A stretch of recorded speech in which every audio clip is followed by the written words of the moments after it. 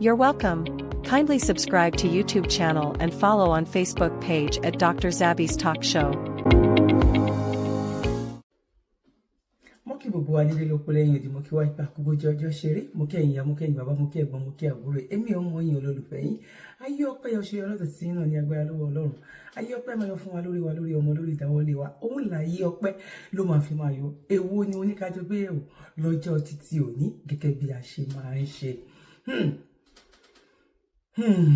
ojú wa ò ní rí ibi etí wa ò dẹ̀ ní gbọ́ ibi ní agbára lọ́wọ́ Ọlọ́run gbogbo ẹ̀yin tẹ́ máa ń bá wa pé ètò wa God bless you ẹ̀yin tẹ́ máa ń bá wa tẹ comment tẹ like iṣẹ́ ni o àjọ ń ṣiṣẹ́ yìí ni Ọlọ́run tó láyé tó lọ́run kò ní tójú àdúrà ti wá Yorùbá ni mí Yorùbá ni ìran mi á ní ká kúrò nínú oko ẹrú àwọn kan máa sọ wípé rárá wọ́n nínú oko ẹrú yẹn gangan wọ́n lòun làwọn ti ń jẹ wọ́n lòun làwọn ti ń mu wọ́n lòun làwọn ti ń ráṣọ wọ wọ́n lòun làwọn ti ń jẹ́ ènìyàn wọ́n ní kí àwọn kan kébi máa pa wọ́n káwọn kan máa tọrọ owó káwọn kan máa kúkú òjijì yẹn wọ́n ní lóòótọ́ ló tẹ́ àwọn lọ́rùn wọ́n ní bọ̀ tí àwọn bá ti lè máa yan fanda lórí ilẹ̀ alàyè kí nǹkan kan má ṣe àwọn káwọn dẹ̀ máa jẹ ọba yẹn lọ wọ́n ní gbogbo nǹkan tó kù kékeré ni mi ò gbé fídíò yẹn wá mo rí fídíò kan tí èèyàn kan tó lọ sọmọ ọ̀nà sínú bẹ́ẹ̀ ó ti ṣẹlẹ̀ rí ó ṣẹlẹ̀ rí láwọn ìlú òyìnbó láyé àwọn ìgbà yẹn náà tí omi tí ìyá mú wọn kó tó di wípé àwọn Roman Catholic gan wọn padà tó wá kó wọn lẹ́rù ẹ̀sìn ó lè lára wípé ẹni tó bá jẹ́ wípé ò fẹ́ ọkọ ò fẹ́ dì sí ẹni tó lọ sí chọ́ọ̀chì kan náà gan ọmọ tó bá bí àìdá kan lọ rí mọ́lẹ̀ ọ̀kan lọ ṣe bákan ọ̀kan gbé fún àwọn fada ojú títì gan ló máa jẹ́ láàrin àwọn ẹbí ẹ̀ kan. ká wá padà wá sílẹ̀ Yorùbá program tá a fẹ́ ṣe lẹ́nìkan nìyẹn àyàbá ni o ká wá fẹ́ padà lọ sí ilẹ̀ Yorùbá ní ọjọ́ títí òní bó ṣe ń rí ọmọ nínú bó ṣe ń ṣẹlẹ̀ o ó ti ń ṣẹlẹ̀ tipẹ́tipẹ́ gba nǹkan tí ẹ̀ tí wọ́n sì tó yìí tó ti ń ṣẹlẹ̀ níbi táwọn kan ti ń sunkún àìrọ́mọbí òun làwọn ẹlòmíín ti bí táwọn lọ jù sínú bí understand sí bọ̀ kọ́lọ́hún kò ṣe dáadáa fún wa kí ló tún wá fà ní ìlú òyìnbó ta wà yìí ń sìn tó bá bímọ ìṣọ́ tó bá lọ sí hospital tó bá sọ fún wọn wípé ọmọ tó olóyún yìí báyìí mistake ni o ò dẹ̀ fẹ́ láti jẹ́ kó wáyé torí o ò ní àyè láti lè tọ́jú ẹ̀ àwọn ìlú kan wà free ló jẹ́ ọ̀n ní gbowó ọ̀n ní gbà nǹkan kan lọ́wọ́ ẹ̀ torí wíṣẹ́ ni nǹkan tó wù ẹ́ láti ṣe ni. àwọn ìlú kan náà dẹ̀wà wọ́n máa sọ fún ẹni pé tó bá pé 3 months làwọn máa tó lè ṣe bóyá before that bóyá o ti lè change mind ẹ̀ understand ẹ̀. bóyá tó ń ṣẹlẹ̀ ní Nàìjíríà kò sọ́ba kan tí jẹ́ èkó tó lórí ìlú kò tiẹ̀ sí nǹkan kan tó wá dé hospital wàá fẹ́ máa sunkún ni ṣé yẹn lèèyàn kan máa wá lóyún by mistake tó máa wo pé báwo lòun ṣe fẹ́ ṣe ìgbà tán ló lọ pé ọlọ́pàá ìgbà tó ọlọ́pàá débi tán ti rí ọmọ yìí ẹ̀wọ̀n láwọn ọlọ́pàá wá wọ́n wá fẹ́ wọnú mọ́tò yẹn ò ṣiṣẹ́ wọ́n tún fẹ́ gbọ́mọ wọnú ẹ̀ mọ́tò yẹn ò ṣiṣẹ́ at the end of the day wọ́n wá lọ you can imagine ìyẹn la fi tọ́ fún yín pé kò lè work now nǹkan kan wá ń ṣẹlẹ̀ nínú fídíò tí mo fẹ́ gbé wá yìí ilé ayé yẹn ó ti yí padà àyàfi kó ní kálukú ṣe kí ni ká gbà fọ́lọ́run òun ní sẹ́mi báwo la fẹ́ gbà fọ́lọ́run ni wípé ọ̀rọ̀ ẹ̀sìn kò yẹ kó fàjà torí pé kí ni wọ́n sọ nínú Bible àti Quran according to ọ̀nì ẹ̀ tó pin ayé bá wà dé oríṣiríṣi la máa rí oríṣiríṣi yẹn ara ẹ̀ ni máa gbé wá fún yín lọ́jọ́ títí òní ká máa jọ fojú sínú kù wò but tó wà bẹ́ẹ̀ ni wípé although program títí wa ò tá a ṣe program mi ṣe mọ̀ pé a gbé ọmọ under 18 a gbé ọmọ under 18 ṣọ́rọ̀ mi ti yé yín but àwa tá ti ju 18 lọ irú èmi tí mo ẹ̀ṣẹ̀ lé ní 20 yìí mo ní àǹfààní láti lè wo fídíò yẹn mo dẹ̀ láǹfààní láti lè gbọ́ nǹkan yẹn nǹkan tó ń sọ yẹn ṣọ́rọ̀ mi ti yé yín but mo kàn fẹ́ jẹ́ ká mọ̀ wípé ilé ayé ti ṣe kí ni ilé ayé yẹn ó ti fast tẹ́lẹ̀tẹ́lẹ̀ ló máa ń tọ́mọ tó bá bí ọmọ tó bá máa wá sáyé odidi ọjọ́ mẹ́ta ó máa lo ọjọ́ mẹ́ta kó tó di pé ó lajú ọmọ ayé ìsìn bí àtibá tó ti ń bí gan ló ti ń ju nǹkan wọn nọ́ọ̀sì gan lọ́wọ́ àti bó ṣe ń bí gangan òun ló dífá fún wípé irú fídíò tí mo fẹ́ gbé wá fún yín ó ṣẹlẹ̀ ní àwọn ìlú òyìnbó bó tó bá ṣẹlẹ̀ nírúurú àwọn ìlú òyìnbó nígbà yẹn ìgbà yẹn tí mò ń sọ náà mo lè sọ pé bóyá bí 20 years ago bóyá bí 20 years ago 20 something years ago lọ sókè bẹ́yẹn tí nǹkan yẹn bá ṣẹlẹ̀ àwọn ẹbí wọn nígbàgbọ́ wípé nǹkan ìtìjú ni mi ò rò pé ó yẹ gbọ́ mi yé àwọn ẹbí wọn nígbàgbọ́ wípé abnormal lélẹ́yìí o nǹkan ìtìjú lélẹ́yìí o á wá lọ sí ọ̀dọ̀ dókítà wọn láti lè lọ dókítà náà mọ̀ o because àwọn kọ̀ọ̀kan wà tó jẹ́ pé nígbà tó bí ọmọ yẹn lọ́ máa ti rí sáà yẹn ìgbà míì dẹ̀rẹ̀ ó máa yọ létà ni ṣó ti yé yín sìn but tí dókítà náà bá ti rí ìyẹn ìgbà yẹn scan náà ṣe scan o kò wọ́pọ̀ tó bá bí tán òun náà máa rí ó wá kù sí ọwọ́ àwọn òbí ń sìn láti lè sọ nǹkan tẹ́ fẹ́ òbí máa sọ wípé òun ò tiẹ̀ lè fọwọ́ kan rú ọmọ yẹn òun ò tiẹ̀ lè raise òun ò tiẹ̀ lè ṣe anything ju wípé kán ṣe kí ni kán jẹ́ kó padà síbi tó ti wà lọ àwọn ẹlòmíì máa sọ pé ẹ fún àwọn tó máa ń fún ní ọmọ láti tọ́ tó máa jẹ́ wípé àwọn ò ní padà wá láti lè wá béèrè báwo ló ṣe mọ́ nínú ìgbésí ayé tó máa jọ fi ọwọ́ sí. èyí tí mo gbọ́ last tó ṣẹlẹ̀ ìlú bí tó ti ṣẹlẹ̀ Island ló ti ṣẹlẹ̀ ìgbà tó ń ṣe tán tí mi ò bá ṣe mistake ni o tí mi either Island ó lè má jẹ́ Island ó dẹ̀ lè jẹ́ Island ó lè má jẹ́ Island but ìgbà tó wá ṣe tán wọ́n wá mú òògùn wọn lọ wọ́n change identity ẹ̀ ìyẹn ọmọ yẹn wọ́n wá mú òògùn wọn lọ sí ìlú bòmíì ṣó ti yé yín because àwọn ọmọ school ti mọ̀ wípé bóyá kó má bàa di nǹkan ìtìjú tó bá dàgbà kó má bàa di nǹkan tó jẹ́ pé kò ní lè rìn lórí títì bọ́ nísìnyẹn ìyá mi ẹ̀yin bàbá mi ọmọ àyàn ọmọ rìn ọmọ àyàn fanda máa rìn máa yan fanda ó ń rìn pẹ̀lú ẹ̀ sì ni o tó ń ṣe kí ni ó ń rìn tó yan fanda pẹ̀lú ẹ̀ ni lọ́wọ́lọ́wọ́ níbi tí a wà yìí sẹ̀ kò ń ṣe nǹkan ìtìjú mọ́ ó tiẹ̀ tún bọ́ ta gan ó tún ṣàlàyé bó ṣe jẹ́ báwo ló ṣe rí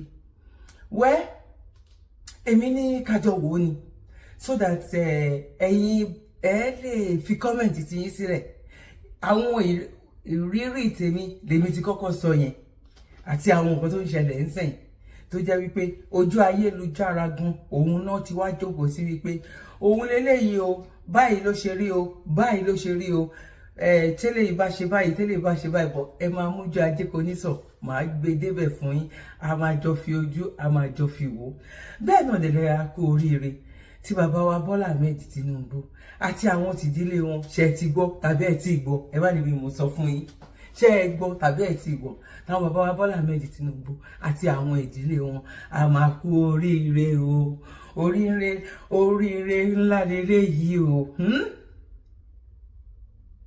tàbí ẹ̀gbọ́n tán ni Ṣèyí Tinubu lọ ní ìgbà táwọn youth tán wò ṣùṣùn wọ́n wá sọ wípé Ṣèyí Tinubu o òun náà lóye náà tún tọ́ sí o ní Lagos Island ní Lagos State o àwọn náà rí pé ó yẹ kí àwọn youth káwọn náà bẹ̀rẹ̀ láti lè darapọ̀ mọ́ ìrìn àjò yìí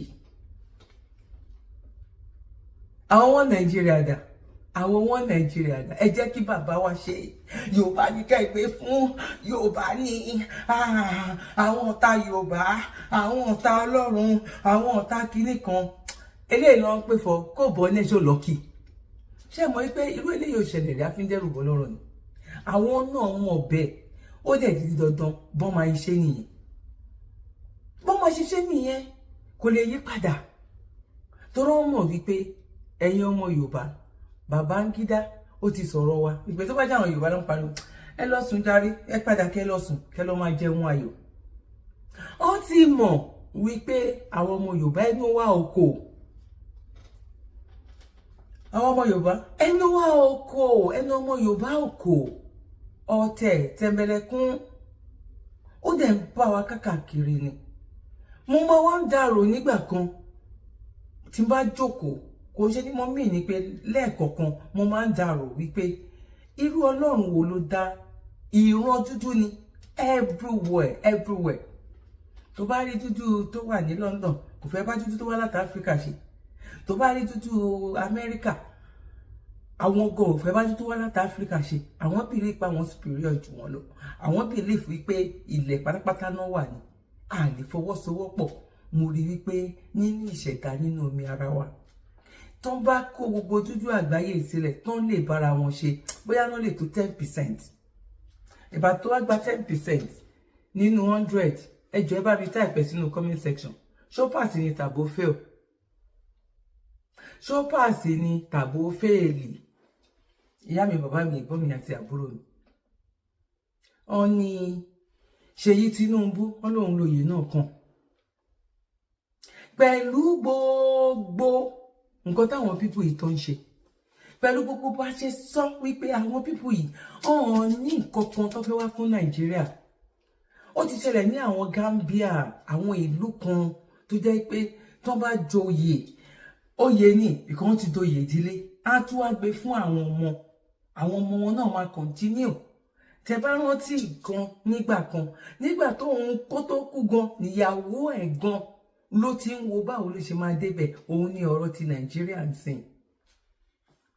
Ọmọ Yorùbá, ọ̀rọ̀ náà ó bu omi sí ni lẹ́nu tàbí ó sọ sí ni lẹ́nu, ó fi iyọ̀ sí, iṣu ò ṣe pọ́nlá tàbí ẹ bá mi parí ẹ̀ lé. Iṣu ò ṣe pọ́nlá omi tàbí iyọ̀ ò ṣe pọ́nlá omi. Ẹ bá mi parí ẹ̀, mo mọ̀, ẹ bá mi parí ẹ̀, ẹ bá mi parí ẹ̀. No, ẹ wo bí tí ìgbésí ayé yẹn, ẹ wo bí tó dé. Látorí ọmọ, látorí bàbá bọ́ sórí. Ṣẹ́jẹ̀ wọn wípé bàbá ló wà ńbẹ̀.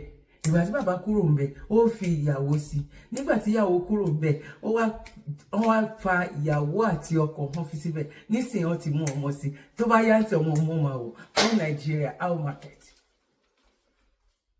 Nǹkan tó ṣẹlẹ̀ gógógógó ni torí pé a ti sọ, a ti pariwo, a ti sọ gbogbo ẹ̀ wípé kíní yìí ò lè work. Mo dẹ̀ mọ̀ pé àwọn lọ́balọ́ba àti ìjòyè níjòyè ń sìn. Inú wọn máa dùn sìn torí ọ̀nà jẹ́dín. Wọ́n máa ṣe rákàdédè fún abẹ́ ọmọ Ṣèyí ní ń sìn. Torí pé kí ni? Yóò tí ló wà ń bẹ́, ò bá mi fàbúrò ẹ̀ sí kiri kan, ò bá mi. Àwọn tí ọ̀hún súnmọ́ bá ń kọ́, àwọn tó tiẹ̀ súnmọ́ jòyè ń kọ́. Ẹmọye tó ń ta lítà epo ń sìn, ẹmọye tó ń ta lítà gallon epo. Ẹmọye tó ń ta 1 litre of epo ń sìn. Ju gbogbo ẹ̀ lọ náà, kò kan oníkálukú. Èmi àti èèyàn kan a jọ ń sọ ní àná. Tó ń sọ wípé àwọn náà mọ̀ wípé àwọn ọmọ Nàìjíríà náà ni wọ́n.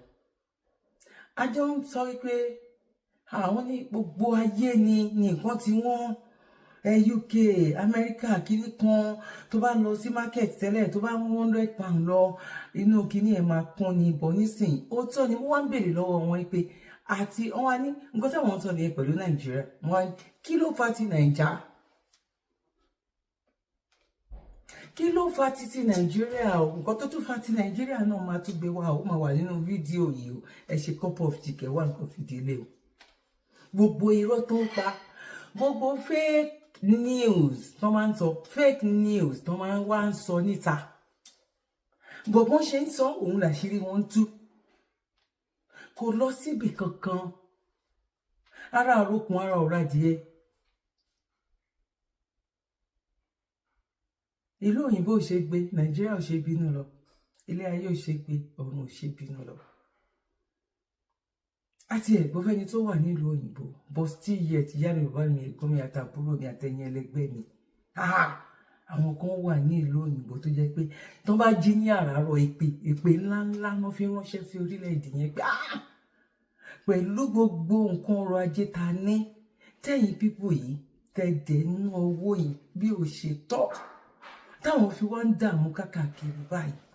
Ẹmọye nínú àwọn jápa, ẹmọye àwọn tó ti kú ń ṣe tó ti fi kó ṣe fàjẹ́ lótìtọ́ àtòdodo ojoojúmọ́ lèèyàn kú. Yes, ojoojúmọ́ làwọn èèyàn kú. Bẹ́ẹ̀ ni, every second, every minute bọ́ tó wà ń bẹ̀ ni wípé àwọn ikú kan wà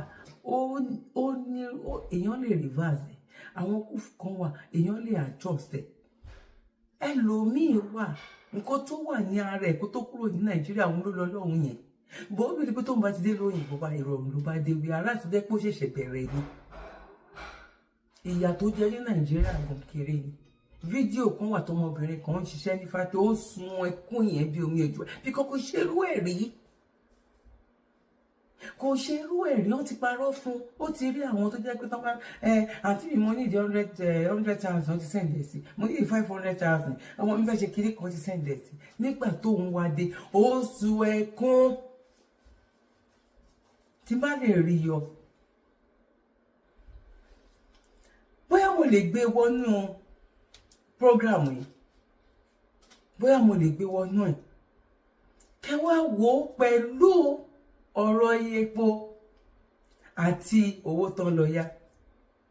Ọmọ ní ẹ̀rí nǹkan tí Tinubu ṣe, owó epo lélẹ́yìí o, epo yẹn ti wá ṣe kínní, oye báyìí làwọn ti rí. Irọ́ ló ń jẹ́ bẹ́ẹ̀. Ẹ rí oye tó tó yẹn ẹ tún lọ ń yá owó. Ọmọ Yorùbá ẹ jẹ́ kúrò nídìí tẹ̀m̀bẹ̀lẹ̀kun, ẹ jẹ́ kúrò lọ́dọ̀ àwọn 2x2, ẹ jẹ́ fọwọ́sowọ́pọ̀ báyìí. Ẹ jẹ́ ká ṣe kí ni, ẹ jẹ́ ká fọwọ́sowọ́pọ̀ ká gbìyànjú sí, ká túbọ̀ gbìyànjú sí. Kò easy o, èmi ò sí lára ẹni tó sọ wípé just like that ni o, kò easy o, kò ṣe kí ni, kò easy. Ara Nàìjíríà lọ́la ti fẹ́ já kúrò. Àwọn ìlú kan wà 20 years wọ́n ìwà ń bẹ̀ bọ́ tí wà ò ní rí bẹ̀. Bọ̀ ká máa lu irin yẹn, mo mọ̀ pé tó bá yá Ọlọ́run á ṣe gbogbo ògo. Ọlọ́run máa sọ irọ́ wa, ó máa sọ di òtítọ́. Bá ní dákẹ́ ni irin ni téèyàn bá ń lù ó máa yọ fọ́ọ̀mù, ó máa fọ́ọ̀mù nǹkan kan. Ilẹ̀kùn ni tó bá bẹ̀rẹ̀ sí ní kan tó ń jù ń pa bí òṣì sínú á ṣí títà, bí òṣì sínú bí òṣì títà á fàyà. Yes, òun ni ọ̀rọ̀ yìí ló dé. Rárá ni àwọn ènìyàn.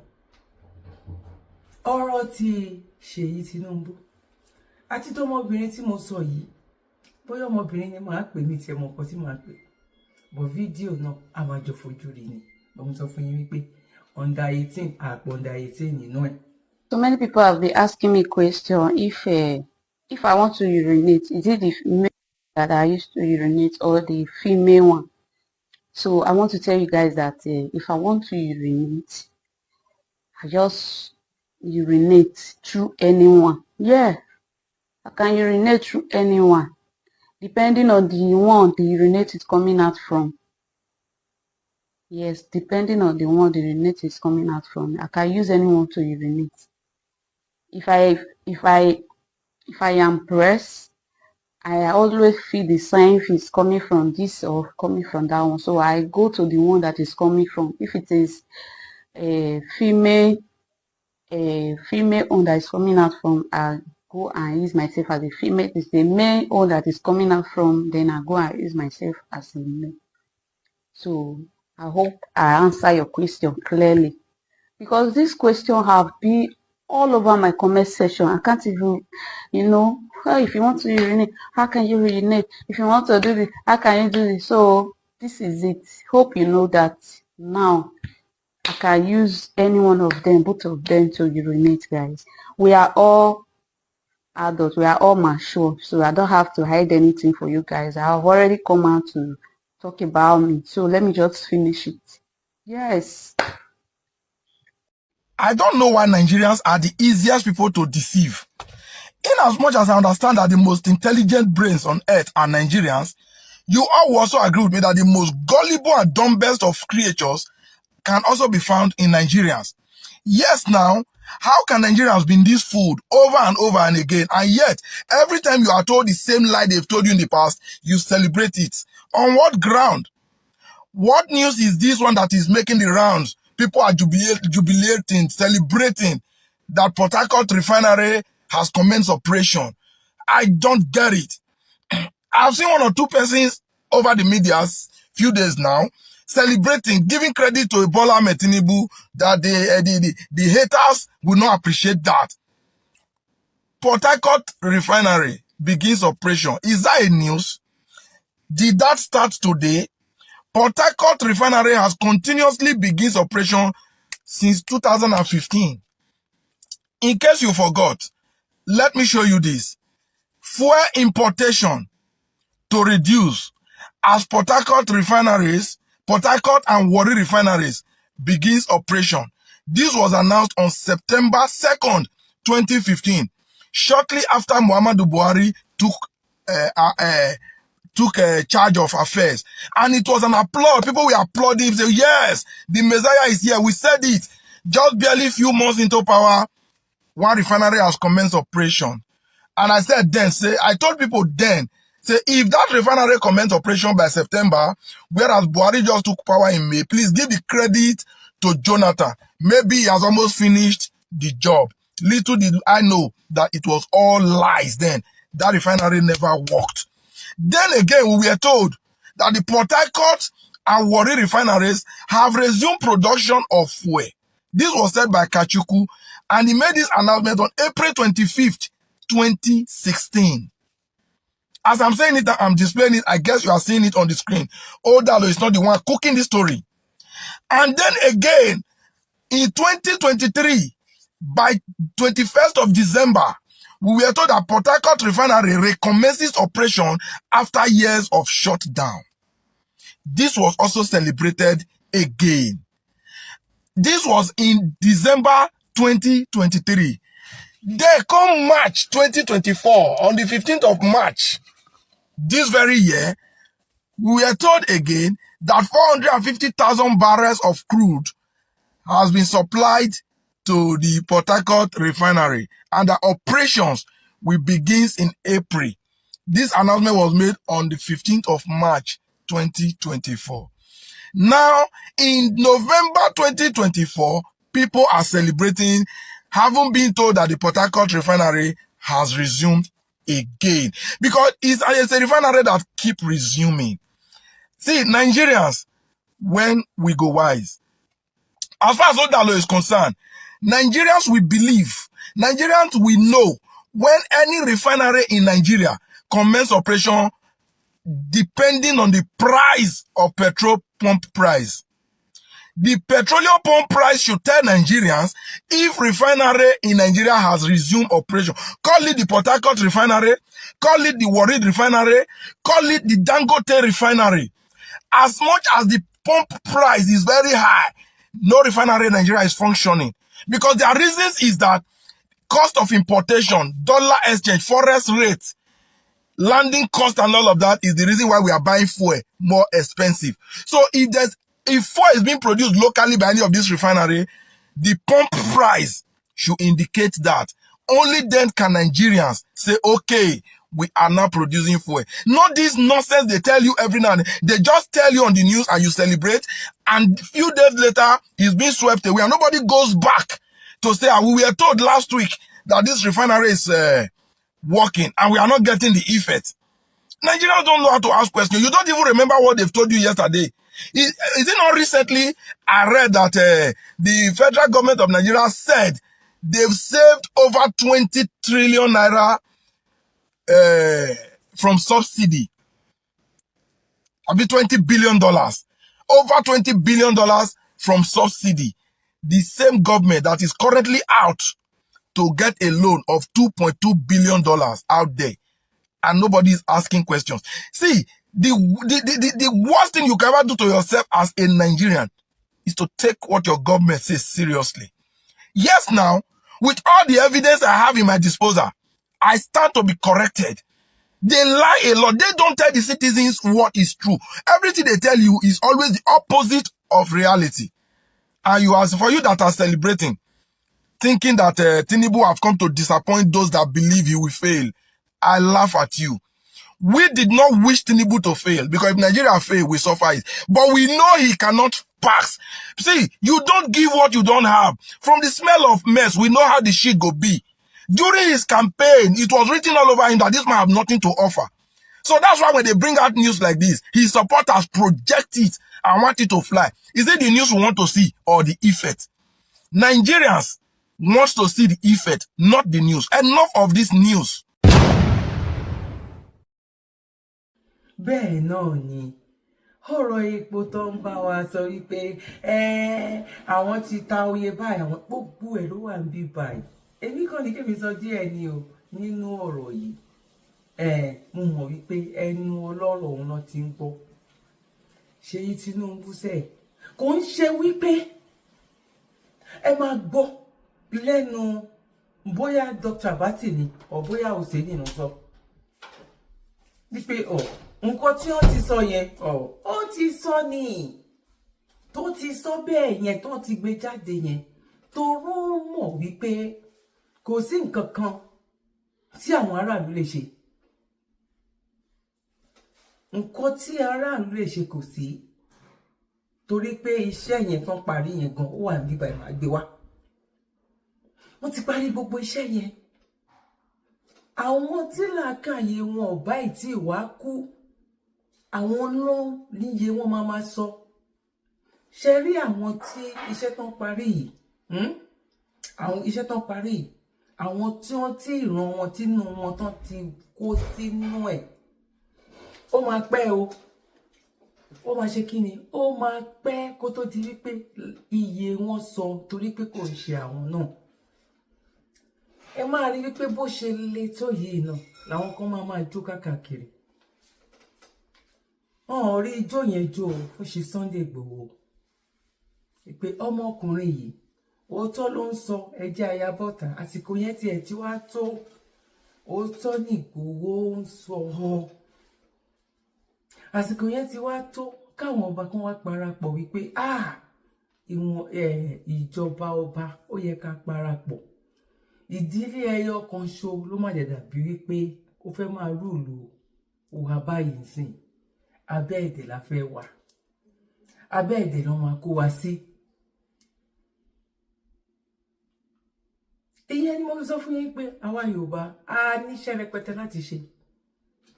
Gbogbo ìgbìmọ̀ lọ́balọ́ba lóyè tán ṣe lọ́jọ́ kìíní àná tó ń pe ṣe Sunday Igboho sí, tí Ọọ̀ni sọ wípé ọmọ mi Sunday Igboho ó ń bọ̀ tàbí ti gbàgbé ni, tí gbogbo wa ń wò tó ń gbé ṣe Sunday Igboho tó ń gbé wọn sórí screen by tá à ń wò wọn. Ẹjọ́ ibo la bọ̀ lóyìnbó, ibo ló já sí? Báwo ni security, báwo ló ṣe rí ní gbogbo àwọn abúlé? Bọ́n ṣe ń dí ọba mú, bẹ́ẹ̀ náà ń bá ìjòyè, bẹ́ẹ̀ náà ń bá ará ìlú. Bàbá wà ń bẹ kò gbẹ̀yìn, ìyàwó wà ń bẹ kò gbẹ̀yìn, ẹ̀tún ni ó wá tún di family business báyìí. Torí pé àwọn náà sọ bẹ́ẹ̀, sọ fún wa, wọ́n láwọn ló kàn. Bẹ́ẹ̀ ni ìyẹn lè máa fi mọ̀ wípé lára báwo la yẹ fẹ́ bọ́ nínú oko ẹrú ni. Ọ̀rọ̀ ìlara kọ́ leléyìí, ìyá mi, bàbá mi, ẹ̀gbọ́n mi àti àbúrò mi. Ọ̀rọ̀ ìlara kọ́ leléyìí. Ọ̀rọ̀ wípé ó ti dojú rú àwọn ẹni bíi ìkà ni wọ́n, òun ni ẹlẹ́yìí. Àwọn ẹni ibi ẹni ìkà ni wọ́n, ẹni àìní bẹ̀rù. Wọ́n ní bẹ̀rù èèyàn gan, ebi pa wọn sẹ́pọ́n ní bẹ̀rù Ọlọ́run. Ìyá mi, bàbá mi, ẹ̀gbọ́n mi àti àbúrò mi. Eléyìí lágbára, tẹ́ bá gbé pé ó tíìkì, ó kọjá bẹ́ẹ̀. Ó ní nǹkan tó ń ṣẹlẹ̀ fún ìran ọmọ aládé. Ṣèfínì ni kò sí ariwo tá fẹ́ pa. Ọ̀rọ̀ kúnkùn ni inú ẹlẹ́dẹ̀ ló ń gbé. Ọ̀rọ̀ tó bá ń kùn, ẹlẹ́dẹ̀ tó ń kùn, ó dàbí nǹkan tá mí nìyẹn, nǹkan tó mí nìyẹn ya. Inú ẹlẹ́dẹ̀ òun ni. Because ó ti rí wọn bẹ́ẹ̀, wọ́n ti believe pé wọ́n ti ṣe parí. Wọ́n ká wá wo àwọn Biafra náà gbìyànjú, but most wọ́n ṣe lábẹ́lẹ̀. But nǹkan tí ò yẹ kán pariwo síta náà, àwọn náà pariwo síta, tó dẹ̀ jẹ́ wípé àwa a ti ṣe irú ẹ̀rí tó kó bá ọ̀tá wa. Irú ẹ̀ náà la ṣe títúbà ètò tó fi ráyè tó fi wọlé sí wa lára. Òun náà dẹ̀kọ̀ torí pé ọ̀ràn wa ni. Òun kọ́ ọ̀ràn wa ni. Ìyá mi, bàbá mi, ẹ̀gbọ́n mi àti àbúrò mi àti ẹ̀yin ẹlẹgbẹ́ mi. Èmi nìkan kọ́ ni màá wò, ẹ̀yin nìkan kọ́. Máa jókòó báyìí tí màá fọwọ́ lẹ́rọ̀ tèmi àti yín rọ́dà pé yẹn ló máa ń dojú ń sìn tẹ́mi bá ti sọ àwọn nǹkan tí mo fẹ́ sọ màá wá fọwọ́ lé rọ́bà èmi àti yín àwájọ máa wò lẹ́yọ kọ̀ọ̀kan èjèèjì mi ò ní disturb ò ní jẹ́ pé mò ń kó sí láàrin ní gbogbo níṣẹ́jú ìṣẹ́jú náà èyàn á lè gbádùn èmi náà á lè gbádùn. Mo kí yín lẹ́ẹ̀kan sí o ẹ má gbàgbé láti bá a share ètò ẹ má gbàgbé láti tẹ like ẹ má gbàgbé láti fi comment sí sílẹ̀ tó bá jẹ́ nígbà àkọ́kọ́ mo kí yín káàbọ̀ sórí Dr. Zabby talk show ayé ọpẹ́ yọ mo ṣí page kan new one sórí Instagram sí ayé ọpẹ́ yọ Zabby ayé ọpẹ́ yọ Zabby ẹ lọ follow mi lórí Instagram èmi náà máa follow yín padà bẹ́ẹ̀ náà ni mo wà lórí TikTok náà nìyẹn lórí TikTok Dr. Zabby.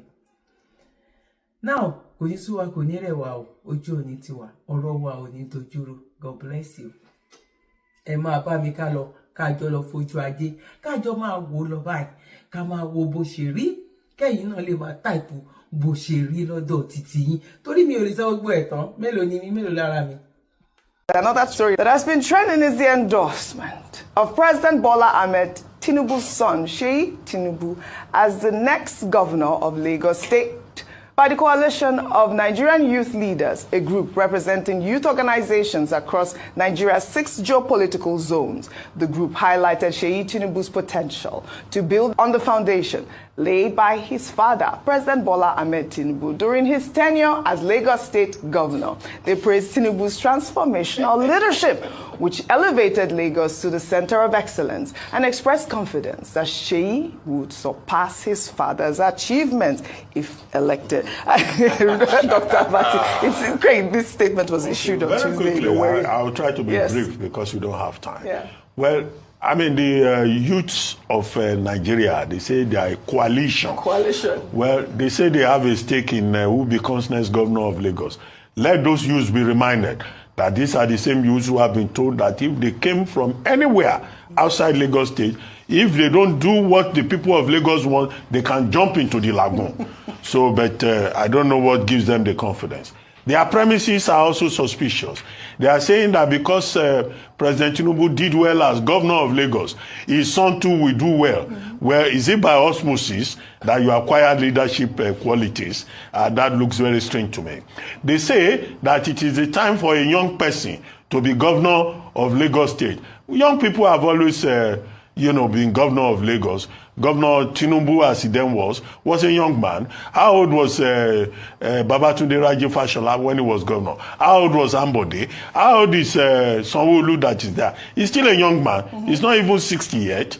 So that argument also falls flat. The only thing that I see is that they say Sheyi Tinubu is very capable, is knowledgeable and all that. Okay, they can say that. They will have to convince us. But we should know that this is not a dynasty. No. This is a democracy. On, really? Nigeria is not Equatorial Guinea. Nigeria is not Cameroon. Okay. If they want to propose Sheyi Tinubu, they should do so. But he will be assessed on his own merit. That's it. Not on the basis of DNA, which we cannot really push. And finally, I think if President Tinubu wants to make his son governor, this is probably the best time. After all, it's Emiloko. So we can have Emiloko in Abuja and also have Emiloko in Lagos. I rest my case. All those words that, with due respect, also they are speaking, is not a dynasty. It's not a this. They will assess him. It's English you are speaking. You have said it. Your last phrase is Emiloko. Sheyi Tinubu, Your Excellency, sir, welcome to the governorship of Lagos. Orodili Babeni. You two, you will be it. All this what we are talking. It doesn't matter. Election period, they will come now. Before you know, you are governor. So, Governor Sheyi Tinubu. Governor Sheyi Tinubu of Lagos. That's just, you see, we can deceive ourselves so much. You see, I can talk very comically and all laughter, but I cry for Nigeria because that's what Nigeria has become. Is it only Tinubu that is doing it? What are other politicians that have put their children there? When you're talking about one in Edo State that put his child as a commissioner. So if they say it's time for Sheyi Tinubu, is it us here? We will just talk. But it's as if there's a fair assembly already. For them to mute this idea, for them to even put it in the public space, it looks like it's going to happen. Did they endorse him in the last election cycle? No. All right. It looks like it's going to happen. And conversations are already on. Before you know it, they will just start putting it in our face. So, all right. Accept it already. There's nothing you can do dynasty. about it. Lagos. A dynasty, what do we call it? Has been formed. It has gone full circle. A Miloko dynasty is already in Lagos. So let's stop deceiving ourselves. I'm a realist to the core. Well, all right. It's time for Lagos.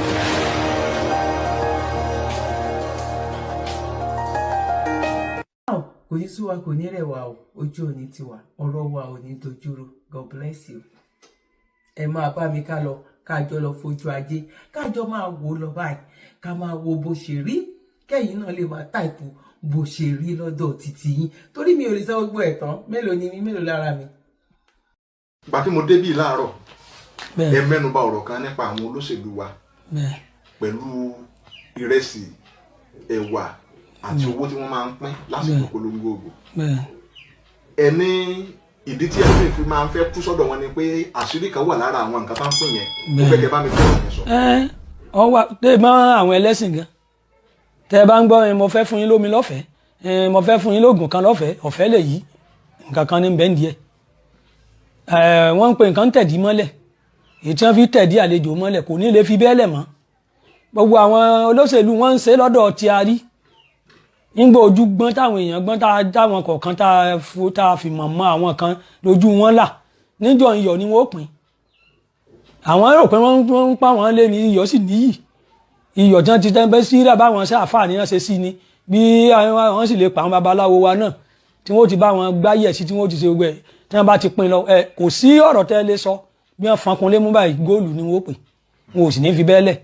Àwọn míì ń lo èèyàn òṣùgbé babaláwo kí n bá wọn ṣe àmọ́ àwọn tí wọ́n bá wọn ṣe yun tó rárá àwọn olóṣèlú tó pé ẹ̀mí èèyàn ní pápápápá bí wọ́n pa boyún bí wọ́n sì ń ṣe dìsìn èyí ni wọ́n fi ń ṣètùtù tẹ̀dímọ́lẹ̀ fáwọn èèyàn tí wọ́n fi wọ́n ó rí pé wà kàyán wù wọn ò sì ní fi hàn lẹ̀ wọ́n ò tó máa lọ ọ̀dọ̀ wọn pé àwọn ní wọ́n ṣe dáadáa ọ̀tọ̀ ni tí wọ́n ṣe nu omi pé ẹ lọ mú agbàdúrà sí ni aṣètò àdúrà sí ni ọ̀tọ̀ lè tí wọ́n ṣe sínú oúnjẹ tí wọ́n ṣe sínú ìrẹsì ọ̀tọ̀ lè tí wọ́n pa màálù tí wọ́n pẹ́ hàn tú sí ẹsẹ̀ àyìn pé babaláwo ní èyí ṣe o gbogbo ẹ̀sìn ló ní agbára tí wọ́n sì ń lò tí wọ́n sì ń ṣe fún àwọn olóṣèlú àwọn lọ́balọ́ba míì náà máa ń ṣe wọ́n fi darí ìlú ni tó pé tí wọ́n bá ń wí náà ni wọ́n sì máa ṣe bó ṣe kàjú bẹ́ẹ̀ lọ nítorí bá ti wí náà wọ́n mọ̀ pé wọ́n máa yìn ni ṣùgbọ́n ẹ̀san rẹ̀ ń bẹ wọ́n kẹsàn ṣùgbọ́n o àwọn bàbá wa sọ wọ́n lọ́lọ́run ó mú ká èkó ti ba ń tọ́ da jẹ́ abalẹ́ ọlọ́run mọ̀ ebi jọ ń ta sọ nípa ti ẹ̀sìn àlẹ́ mọ̀mọ́ sọ sí ìbílẹ̀ àlẹ́ bàbá sọ̀rọ̀ àmọ́ padà bẹ̀ ni ìdí tá a fi wọn padà bẹ̀ níjọ́ àná ojú ayé ni èyàn ó ti gbèrè ẹ̀ ní ìsìn ọlọ́run fẹ́ kú ẹlẹ́sẹ̀ ni ńgbà bá dọ̀run ńgbò lẹ́mọ̀ tẹ́ dọ̀run tí wọ́n ti ba gbogbo nǹkan jẹ́ ní ayé tí wọ́n ti ẹni tí ó yẹ kí wọ́n pa wọ́n ti pa ẹni tí ó yẹ wọ́n fẹ̀mí ẹ̀ṣòfò wọ́n ti fẹ̀mí ẹ̀ṣòfò ẹni tí ó yẹ wọ́n kí wọ́n ba gbogbo dúkìá rẹ̀ jẹ́ wọ́n bàjẹ́ àwa ń pé ọ̀run wọ́n wá tún sọ wọ́n ní tọ́ba ti ẹ̀kúrò onúkú àdàyọ wọn àgbà ṣùgbọ́n ó lè jẹ́ bí ìgbà ọ̀la náà kọjá ṣùgbọ́n àṣà gbà ẹni tó ti pààyàn tó wá ní olè apá ọ̀tún ó kú régbété lọ́gbà ọlọ́run gbọ́ gbogbo ètò ti bàjẹ́ láti ìgbà àtìlẹ̀ ńkọ́ tàwọn eléyìí ti tánu fa ibi tó yẹ ká ti fura síra wa tó yẹ ká ti mọ̀nú bó wọ́n bá tiẹ̀ kẹsàn wọ́n ti ba ń tọ́ da jẹ́ ná ẹ̀yin náà wo bẹ́ẹ̀ mi ti ń sùn ẹ wo báwọn ti ń pààyàn ebi ti ń pààyàn wọ́n ń lò wá ń lò kulò á sì tún máa yìn wọ́n bí wọ́n bá tún dé ní wọ́n tún bù wọn ní bàbí tí wọ́n bá ní wọ́n wá pínwó ẹ gbọ́ pé ìgànnà ya nígbà táwọn èèyàn bá pọ̀ àwọn náà tún sóògùn débẹ̀ bí èèyàn méjì lọ bá tún kó owó wọn tó ń runu gbogbo èyí kó ń kálukú jáwọ́ o torí ẹ̀san ń bọ̀ ṣùgbọ́n tó pẹ́ táwọn bàbá wa là ń lò láwọn òòṣàn ojú ẹsẹ̀ ni wọ́n ti jèrè ẹ̀ torí pé àwọn òòṣàn wọn fẹ́ràn èké wọn fẹ́ràn rọ́ wọn fẹ́ràn dalẹ̀ ẹni ọba ṣèké lójú ẹsẹ̀ ni ó rí sẹ́ẹ̀ bẹ́ẹ̀ bá ti ṣe pèpè báyìí ni ó rí ní ìsìn náà ni ó rí bẹ́ẹ̀ fún un ṣùgbọ́n ìta ní ìdájọ́ ni ọ̀run ni ìdájọ́ ọdún wo la tó mọ̀ èèyàn mẹ́rin la mọ̀ táyé bá ríra ń bẹ̀ so bí kọ́lọ́ yọ wá ní àwọn tí ń ṣẹlẹ̀ nu. ẹ ṣe bàbá gbàtẹ́ ń sọ̀rọ̀ lẹ́ẹ̀kan ẹ fi ẹnu bà olóyè Sunday Igboho. bẹ́ẹ̀ni.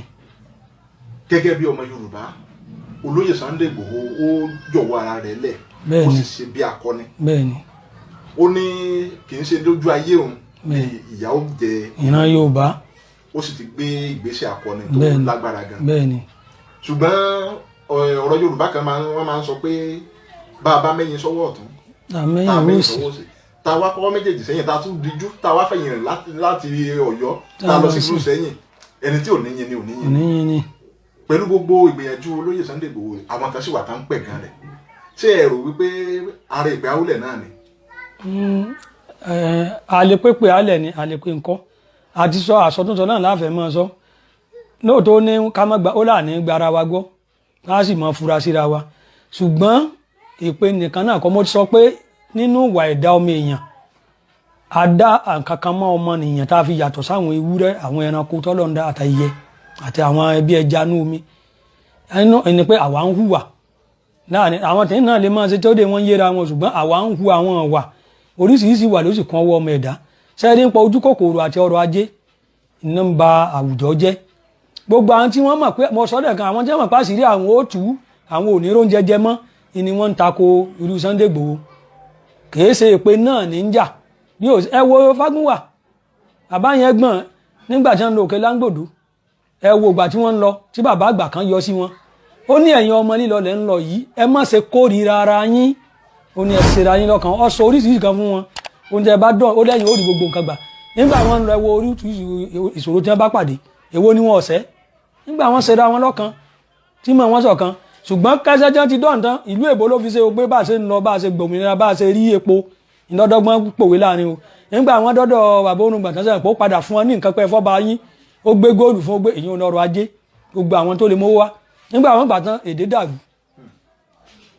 ọ̀kánjúwà dé gbogbo wọn bẹ̀rẹ̀ kí wọ́n máa bínú síra wọn àkàkó ọ̀rìn lọ ẹni tó dé tó nǹkan kódà yìí rò pé èèyàn tó dé tó mẹ́rin torí àwọn tọ́jà akọni méje ni wọ́n ṣùgbọ́n wọ́n pọ̀ jù bá ń lọ àwọn akọni ní méje nu wọn ni àwọn tó dé òtó nǹkan ọrọ̀ ajé ló pín wọn ká nígbà wọn ń lọ tí ọrọ̀ ajé ti tẹ̀ wọ́n lọ ẹ̀wò bímọ wọn ṣe ṣọ̀kan lórílẹ̀‐èdè wa ní ìsìngbà tí ọrọ̀ ajé dé tepo dé epo náà ni àfojúsí mi epo gbogbo ọrọ̀ ajé owó jẹ́ ń lọ pín ẹ̀yàn mi síbò tí wọ́n ṣe epo wa ní wá lọ Àbújá ká lọ mọ́ ṣàkóso epo bá ṣe tà àti gbogbo ọrọ̀ ajé ìtẹ́ ń bá lọ́nu kìí ṣe ìfẹ́nu wa rárá ẹbá àwọn tí wọ́n ń daṣẹ́ náà ń gbà yé Ọbásanjọ́ ẹbá àwọn náà ni wọ́n wà lórí ìjọba ní ìsìn táwọn ọ̀wárí nǹkan kan ṣe mọ́ so èpè nìkan kọ́ ìwà ọ̀kánjúà ìwà mọ́tara ẹni ìfẹ́nú ká kó dúkìá jọ fún rẹ ni wọ́n ń ṣe àwọn ni wọ́n ń takò àwọn ni wọ́n ń fúnyàn lówó lábẹ́nú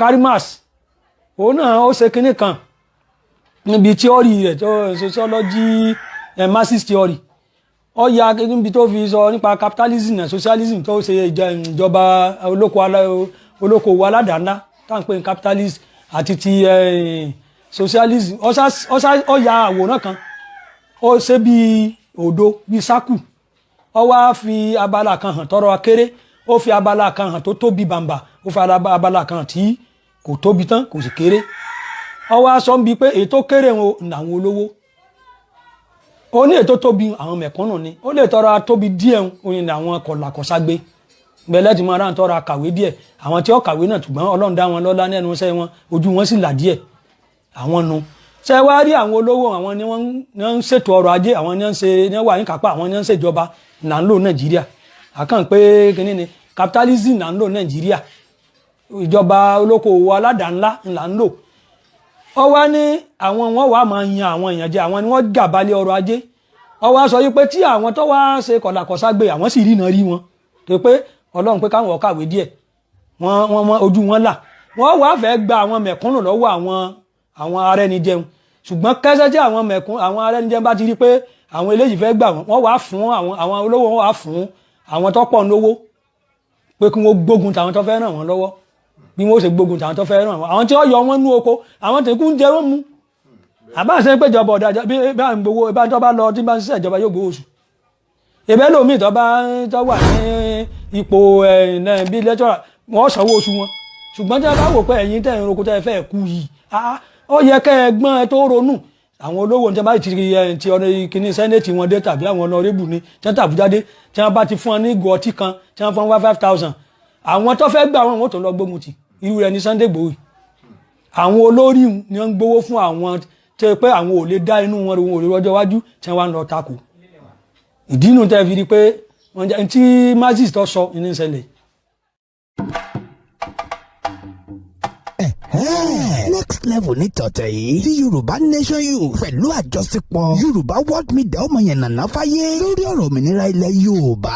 Ẹ gbọ́ kí ló yẹ á ṣe, ọ̀nà wo ló yẹ á gbà, ti wípé ìgbésẹ̀ wo gan ló yẹ á gbé tó ràn wá lọ́wọ́ nílẹ̀ Yorùbá lórí ètò ààbò, ètò ọrọ̀ ajé, ọrọ̀ àṣà àtọ̀rọ̀ òmìnira lápapọ̀ fún gbogbo ìran aládé. Ẹ já pàdé lọ́jọ́ àbámẹ́ta ọjọ́ 14 oṣù kejìlá déédéé aago 3 ọ̀sán Yorùbá Nation Style lábẹ́ àkóso bàbá wa Emeritus ọ̀jọ̀gbọ́n Bánjí Akíntóyè àtolóyè Mọ́jàsọ́lá Ìgbòho Òòṣà lórí ìtàkùn ayélujára Zoom pẹ̀lú meeting ID 827-041-30613 passcode sì jẹ́ 567100. Fálàyé síwájú sí i ẹ kàn sí www.yorubanationyouth.org. Bákan náà ni ẹ kàn sí Dr. Zabi aka Ayé Ọpẹ́yọ tí wọ́n jẹ́ Yorùbá World Media President, Comrade Ọláolúwa Adéníyì aka Bàbá Lẹ́kìtì Home Based Chairman Yorùbá World Media, Comrade Ọláyọmí Kóìkì popularly known as Kóìkì Media, Comrade Olúwakẹ́mi Ìfẹ́olúwa known as Lady K. Bákan náà ni ẹ lè kàn sí àwọn coordinator Yorùbá Nation Youth lágbègbè yín bẹ̀rẹ̀ látòrí Comrade Emmanuel Àkàlàmọ̀gbò TV tí wọ́n jẹ́ Spain coordinator, Comrade Kẹ́hìndé Lawal Spain coordinator 2, Comrade Fásánmi Táíwò Kíkẹ́lọ́mọ Kuwait coordinator, Comrade Ilésànmí Fólówó Germany coordinator, Comrade Káyọ̀dé Àjàó Adékọ́lá Greece coordinator, Comrade Ọládèjì Kabir Benin Republic coordinator, Comrade Àṣàkẹ́ Àdé TV Morocco assistance coordinator, Comrade Adébáyé Òkìkíọlá Emmanuel Italy coordinator, Honourable Taofik Ọlárẹ̀wájú Àjàó Egypt chapter coordinator, Comrade George Ọlátúndé Dáṣọ Ghana coordinator, Comrade Táíwò Ọpẹ́yẹmí Germany coordinator 2, Comrade Adémọ́lá Isaac Ṣóbùkọ́lá South Africa coordinator, Comrade Comfort Délé Island coordinator, Comrade Bádéjọ Abíọ́dún Ismail Morocco coordinator, Comrade Abíọ́dún Salau Canada coordinator, Honourable John Abídèmí Akínṣẹ̀tẹ̀ Mauritania coordinator, Comrade Olúfisáyọ̀ Olúyẹmí Ògúnṣèyítán Libya coordinator, Comrade Táíwò Ọládìran Ọládipúpọ̀ Àtá coordinator, Comrade Johnson Ọláọlọ́runpọ̀ Philip Mexico coordinator, Comrade Gbọ́lá Adé UK coordinator, Comrade Noah Sanusi USA coordinator. Fáfàní àwọn èèyàn wa nílé kàn sí Comrade Suleiman Akeem Lagos State coordinator, Comrade Digun Ọláníyì JP Ọ̀yọ́ State coordinator, Comrade Badmus Bọ́lájí Abíọ́dún Ogun State coordinator, Comrade Ìbílẹ̀kẹ̀ Olúfẹ́mi Kogi State coordinator, Comrade Imran Abdul Fatai Adeleke Kwara State coordinator, Comrade Adéwálé Abídèmí Saheed Ọ̀ṣun State coordinator, Comrade Àlùkò Ismaila Ọlárẹ̀wájú Èkìtì State coordinator, Comrade Fẹ́mi Tọ́pẹ́ Bọ́lọ́fìndé Ondo State coordinator. Kí gbogbo ìbéèrè tó ń tàlàyé àti àmọ̀ràn síwájú wọ́n lọ tààrà sórí ẹ̀rọ ìbánisọ̀rọ̀ Comrade Adéníyì known as Ọmọborí Owó Media tí wọ́n jẹ́ Assistant National Youth Leader in all diaspora àti United Arab Emirates Chapter coordinator lórí +971-503-430-843 àbí Engineer Lamid aka Yagboyaju Technical Director Yorùbá Nation Youth lórí +971-525-261-442. Comrade Oyègúnlẹ̀ Olúwamáyọ̀wá Ọmọtóyọ̀lé aka Omeyo Southwest coordinator wọ́n ti jẹ́ Home Based Youth Leader lórí +234-703-717-3355 tàbí Prophet Ayọ̀délé Ológunlolúwa gan tí wọ́n jẹ́ Yorùbá Nation National Youth Leader in all diaspora lórí +1-803-846-1116. Ó ṣe pàtàkì fún gbogbo wa láti mọ̀ wípé ní ìpàdé àpérò àpapọ̀ tó ń bọ̀ yìí gbogbo wa là ń retí ń bẹ̀ o. Olùkéde Prophet Ayọ̀délé Ológunlolúwa lórúkọ ọ̀dọ́ Yorùbá pátápátá.